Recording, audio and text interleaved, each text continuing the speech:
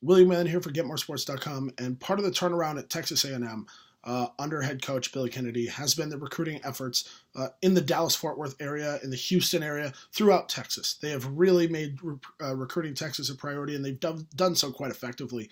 And one of the big coups for them was big man Elijah Thomas, coming out of Lancaster, Texas, just south of Dallas. The big man is a wide body, a skilled body, a guy who was a nightmare for people to deal with in the high school ranks. He was a top 40 recruit by every major recruiting website and database out there, and obviously picked A&M over a handful of really good programs like SMU, Illinois, and others as well, like LSU. So why have things not worked out? Why is Thomas transferring from Texas A&M? A number of reasons, but primarily, I think you can look at the statistics and look at the way they've played this year and point towards the emergence of Tyler Davis, who's another big man, another freshman, who has seen his role with the team increase over the course of the season. Thomas was not a starter to begin with. He was getting 16 minutes a game, 15.7, I believe, was exactly it.